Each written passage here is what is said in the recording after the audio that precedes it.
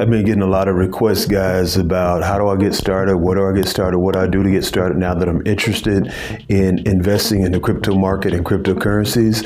This short video, this little tutorial is going to walk you through it so easy, you'll be laughing when you're done. It's so simple.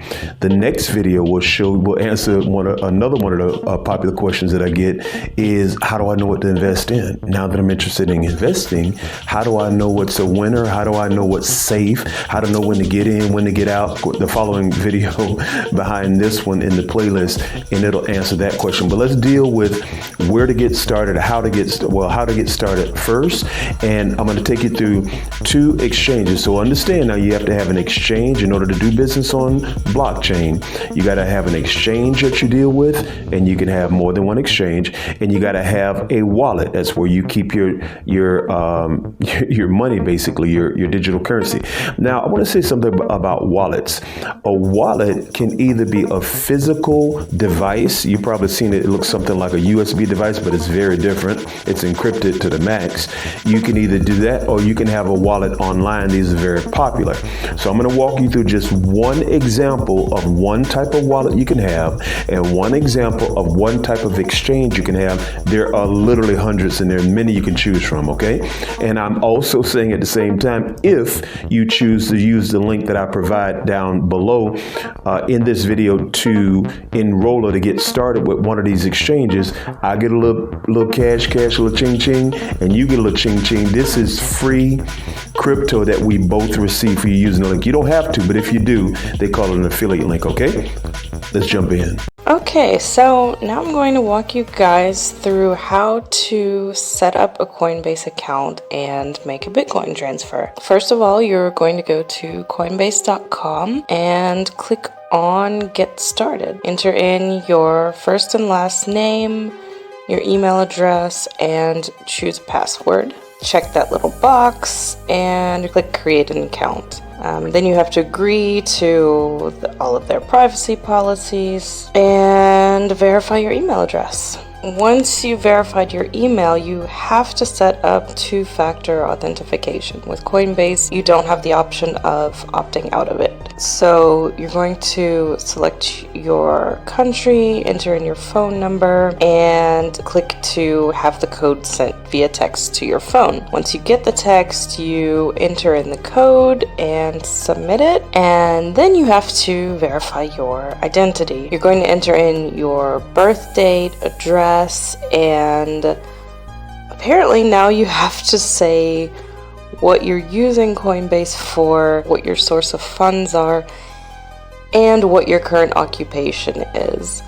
I'm honestly not sure what difference it makes, if any at all, so I kind of just selected whatever felt like the closest fit, even though none of them really seemed like an exact match. So then you're going to click continue, and to finish verifying your identity, you have to upload a form of government issued ID, which means either a passport, driver's license, or photo ID. Once you choose which type of ID you want to upload, you have the option of uploading via webcam, mobile camera, or uploading a file from your device. So then you upload and submit the image. So they say verification often occurs within hours, but may take longer. So I was ready to call it a night at this point, but I actually got the verification email about 45 minutes later, I think. Then I was able to sign in. You do your 2-factor verification again with your